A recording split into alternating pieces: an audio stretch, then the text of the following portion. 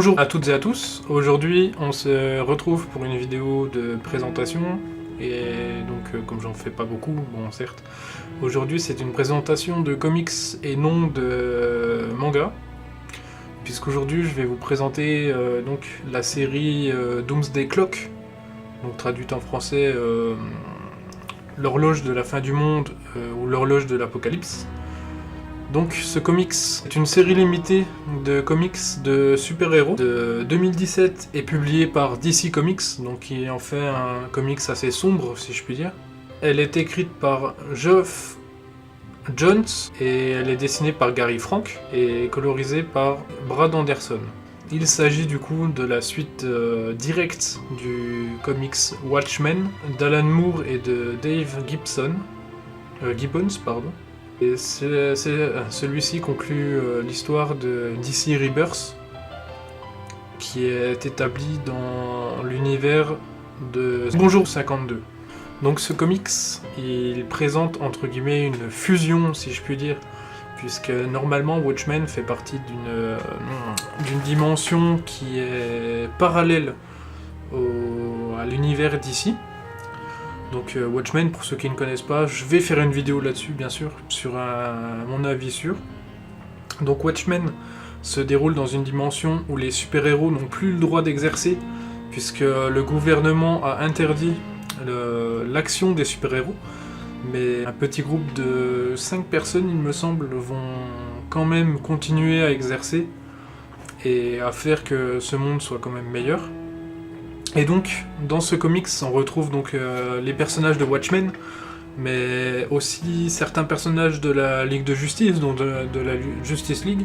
Donc on a Superman, Wonder Woman, Batman, etc. Mais on a aussi des personnages qui font intégralement partie du comics et qui ne sont pas présents dans l'univers. Donc j'ai les 6 premiers, puisque c'est une série de 12 comics. Enfin comics, pas de comics que l'on trouve dans les shops si je puis dire.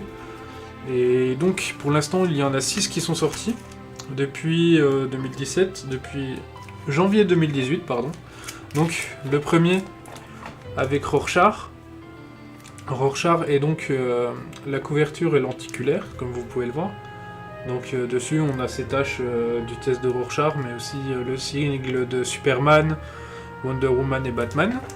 Franchement, je trouve ces comics, en plus d'être assez... Franchement, ils sont bien. Franchement, j'aime beaucoup. Bon, du coup, il est en VO, il n'est pas encore en VF, mais c'est pas plus dérangeant que ça. Donc, le deuxième, où là-dessus, sur la couverture, on retrouve Lex Luthor, avec le badge du comédien, avec la tache de sang. Je vais pas vous spoiler plus que ça. Donc il appartient au comédien. Le troisième numéro avec une bouteille de gin éclatée. Et toujours le Doomsday Clock sur le côté avec la petite horloge de l'apocalypse.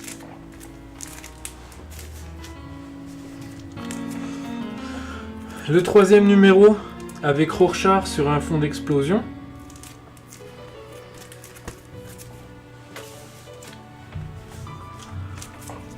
Hop. Le cinquième avec une radio.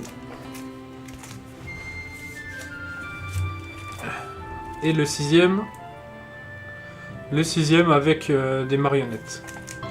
J'ai pas encore lu du coup le 4, 5 et 6 puisque je les ai reçus aujourd'hui. Mais en gros ce que je puis dire de ce comics, c'est que la fusion des deux univers entre guillemets va faire que on va placer Superman comme le super-héros suprême, etc., qui lui veut sauver le monde, sauver le plus de gens possible, venir en aide à tout le monde, alors que Dr Manhattan, donc des Watchmen, est quant à lui mis de côté entre guillemets et est considéré comme un grand méchant, puisqu'il n'est ni pourvu d'humanité, enfin il est dépourvu d'humanité. Voir quelqu'un mourir, ça lui fait pas plus d'effet que ça, etc. Le problème, entre guillemets, que j'ai à reprocher à ce comics, c'est que, comme je l'ai dit, il s'agit du coup d'une fusion de deux univers qui, pour moi, représente plus un effet de fanfiction plutôt que d'une œuvre à part entière, puisque moi personnellement je suis fan absolu de Watchmen, et disons que ce comics me déçoit un petit peu de ce côté-là, puisque il y a des choses que on peut pas trop expliquer, quoi. Je risque de spoiler. Bon, tant pis, je vous ferai un épisode là-dessus. Ce qu'il y a, c'est que Rorschach, dans le Watchmen sorti dans les années 80, n'est plus.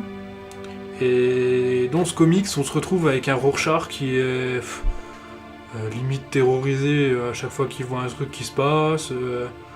Il est plus aussi arrogant que dans le Watchmen d'origine, ce que je trouve très dommage. Bon, après, je suis aussi très fan de Batman, donc retrouver Batman, la Ligue de Justice, etc.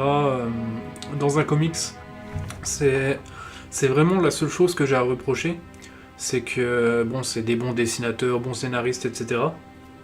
Mais j'ai plus l'impression qu'il fait office de fanfiction que d'un vrai comics, comme je vous ferai aussi là-dessus, sur Batman Metal par exemple. Oui, Batman Metal, qui est une série que j'ai franchement adorée, qui regroupe plusieurs univers, mais situés dans la même storyline, et qui par contre s'intègre vraiment bien. Et d'après ce que j'ai pu voir en lisant un petit peu, ce qui se passe, c'est que du coup ils veulent pas faire un combat entre guillemets final entre Superman et Dr Manhattan, mais ils veulent exposer deux points de vue différents, puisque donc Superman lui considère la planète Terre comme sa planète natale, puisqu'il a été élevé, etc. Tandis que l'autre, on a le point de vue d'une personne qui est entre guillemets devenue Dieu, à la suite d'une exposition à des radiations, et qui va perdre du coup toute son humanité pour en venir à une abstraction totale.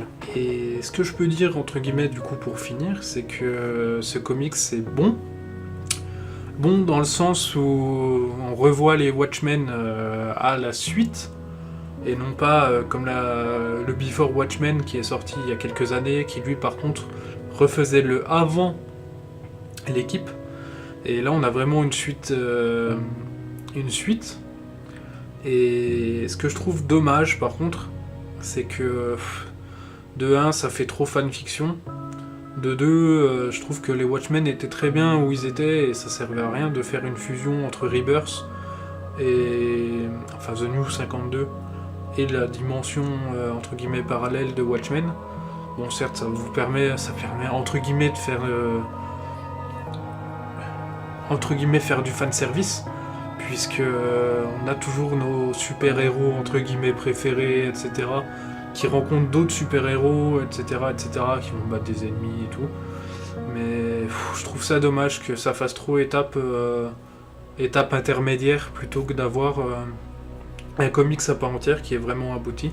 Et donc pour mon point de vue, c'est que c'est un bon comics qui vaut le détour, mais qui ne mérite pas entre guillemets un succès phénoménal comme a connu du coup Watchmen, qui est un livre qui fait à peu près cette épaisseur là, mais qui est très très bon par contre, et qui a été adapté au cinéma par Zack Snyder, qui a notamment réalisé Man of Steel, Batman vs Superman, la Justice League et notamment 300, qui nous offre donc un Watchmen revisité à sa sauce, mais qui suit quand même beaucoup le comics, d'après puisque j'ai lu et vu, et c'est vraiment un très bon film que je vous conseille. Donc pour finir, sur cette adaptation, si je peux dire, donc pour l'instant il y a les 6, donc ce que je peux dire c'est que c'est bon, mais ça manque de saveur, quoi. Donc je vous laisse découvrir ça.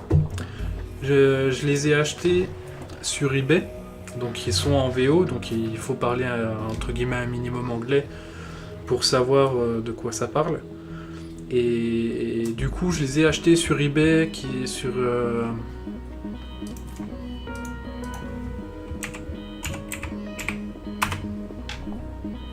A few moments later.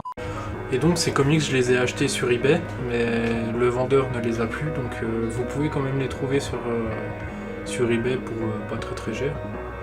Donc je vous encourage vivement à découvrir cette série, qui est quand même une bonne série, malgré cet effet un peu fanfiction. Et je vous propose donc d'aller découvrir cette série au plus vite. Et voilà. Je vous dis à bientôt, à une prochaine si je puis dire. À bientôt, une bonne nuit, une bonne journée, un bon matin, etc., etc. Un bon courage à tout le monde. Et je vous dis à bientôt. Salut à tous!